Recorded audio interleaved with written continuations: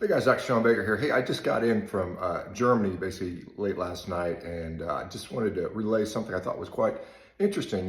Within the realm of diet, nutrition, carnivore diets in particular, you like to get allies wherever you can. So I was quite pleased to see and surprised somewhat. I'll get into a little more. Not quite as surprised as you might imagine, but that recently Joe Rogan had a guest on by the name of Senator John Fetterman, who some of you guys may be aware of. He's a guy who recently became U.S. Senator in Pennsylvania after beating "quote unquote" Dr. Oz in an election. Now, some people were quite upset about that. Obviously, that didn't vote for him. And one of the things that was interesting about his Senate run is he suffered a stroke within the middle of the Senate run, and it left him somewhat, incapacitated in many ways. And the fact that he had a hard time processing things that were said to him, and even on the Joe Rogan podcast, you could tell this was still affecting him to a degree where he had to use a sort of a kind of a translation or a subtitling caption device to make sure he could actually understand what was being said to him.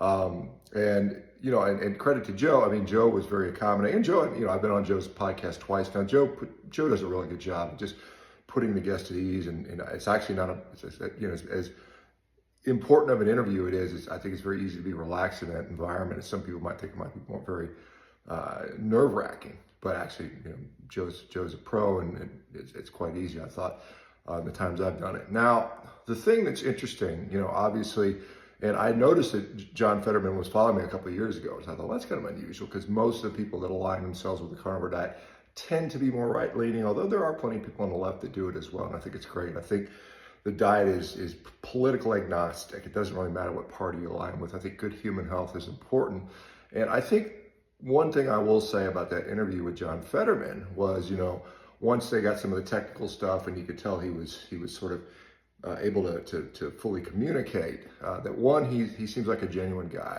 I don't think anyone would come across from that meeting and not seem to get that. And two, one of the things that I've seen over the last few years is that, there's a lot of politicians on both sides of the aisle that no matter what the topic, no matter what the who they're doing an interview with, they go on to basically talking point mode. It's just this is a party line. I'm just going to say this over and over again, and it kind of gets a little kind of boring, to be honest. Hearing the same old stuff from everybody, like they're all singing from the same song sheet.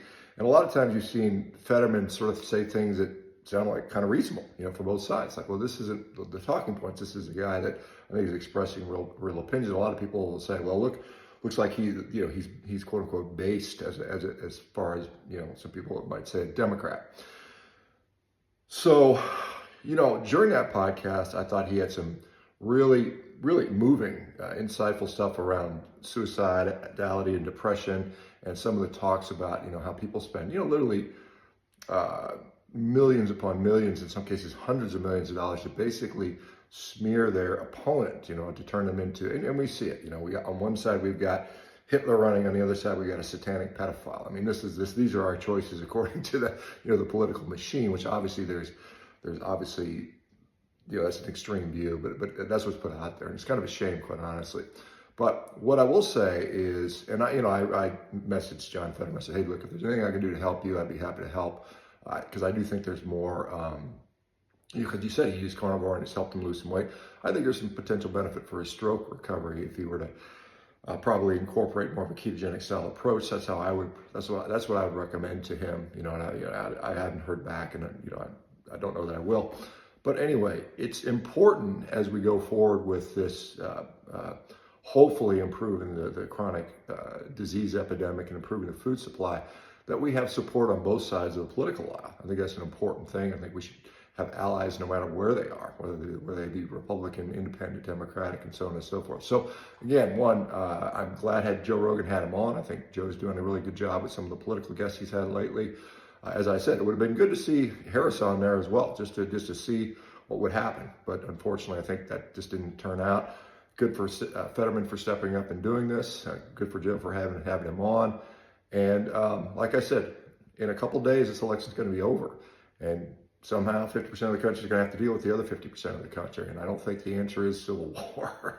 I think it's, we just got to figure out how to get along and realize we have differences, but we have a lot of shared goals.